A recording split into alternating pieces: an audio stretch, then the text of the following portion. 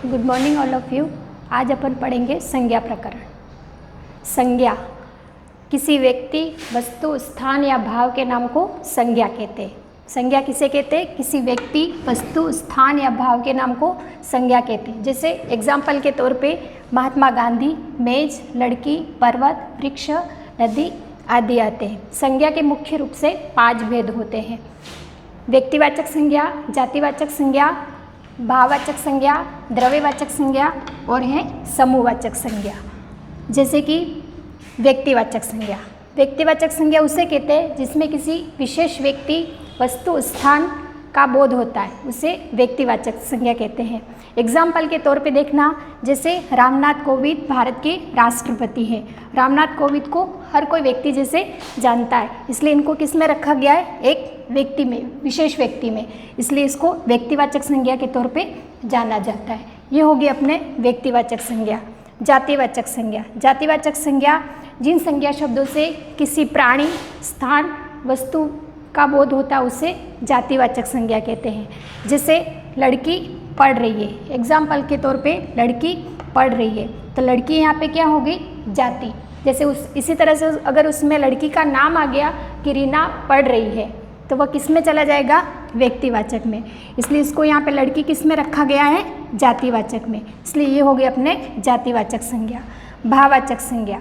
भाववाचक संज्ञा जिन संज्ञा शब्दों से किसी व्यक्ति के भाव, दोष, गुण, दशा और अवस्था का बोध होता है उसे हम भाववाचक संज्ञा कहते हैं।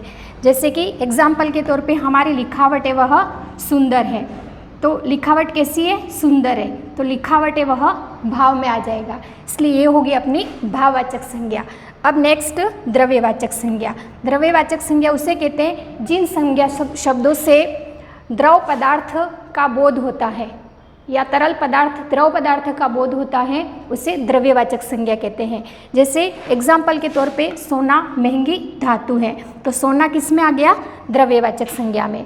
अब नेक्स्ट समूहवाचक संज्ञा। समूहवाचक संज्ञा जिन संज्ञा शब्दों से किसी समूह, दल या सभा का बोध होता है उसे हम बोलेंगे समूहवाचक संज्ञा। समूहवाचक संज्ञा में एग्जाम्पल के तौर पे देखना, जैसे सैनिकों का दल जा रहा है, तो यहाँ दल क्या है? एक समूह है, इसलिए दल किस में आएगा? समूहवाचक संज्ञा में। हाँ, अब नेक्स्ट देखना, भाववाचक संज्ञा की रचना किस आधार पे होती है? भाववाचक संज्ञा वह जातिवाचक से भाववाचक बनाना। कैसे? जैसे शिक्षक क्या है? एक जाति में आता है, तो उसको भाव में कैसे लेंगे? शिक्षा।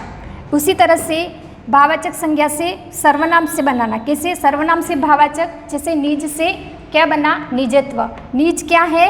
ये अपना सर्वनाम है। विशेषण से भाववाचक। विशेषण में मीठा क्या है? विशेषण, और उसमें भाव आया क्या? मिठास। मिठास से क्या बना? मिठास बना। इसी तरह से क्रिया से भाववाचक बनाना। क्रिया, पूजना क्या है? क्रिया, इसमें भाव क्या है? पूजा का, इसलिए पूजना से क्या बना? पूजा। अवयव से भाववाचक बनाना। अवयव, बाहर क्या है? अवयव, और इससे भाववाचक कैसे बनाएंगे? बाहरी। तो ये हो गया भाववाचक संज्ञा की रचना। किस तरह से जातिवाचक, सर्वनाम, विशेषण और क्रिया और अवयव से भाव किस तरह से बने, ये होगी अपनी भाववाचक संज्ञा। अब देखना कि व्यक्तिवाचक संज्ञा का जातिवाचक के रूप में किस तरह से हम प्रयोग करते हैं। जैसे कि एग्जाम्पल के तौर पे हमारे देश में बहुत से विभीषण हो गए हैं, तो विभीषण किस में आएगा? यूँ देखें तो विभीषण है वह एक व्यक्तिवाचक संज्ञा है, लेकिन यहाँ पे हमारे देश में बहुत से विभीषण हो गए हैं, तो यहाँ पे विभीषण की बात नहीं हो रही है, विभीषण जैसे प्रकृति वाले मनुष्य की बात हो रही है, इसीलिए यहाँ पर ये विभीषण किस में गिना जाएगा? जातिवाचक में। जातिवाचक संज्ञा का व्यक्तिवाचक के रूप में प्रयोग देखना, पंडित जी बच्चों को बहुत प्यार करते हैं। पंडित जी यूँ देखें तो जैसे कि कोई पूजा पाठ वगैरह करते हैं, उनको क्या बोलते हैं? पंडित जी।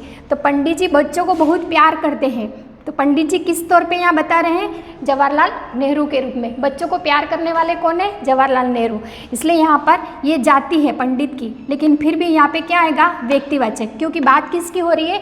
पंडित जवाहरलाल नेहरू की, इसलिए यहाँ पे ये पंडित जी बच्चों को बहुत प्यार करते हैं, वह व्यक्तिवाचक के रूप में प्रयोग हो रहा है।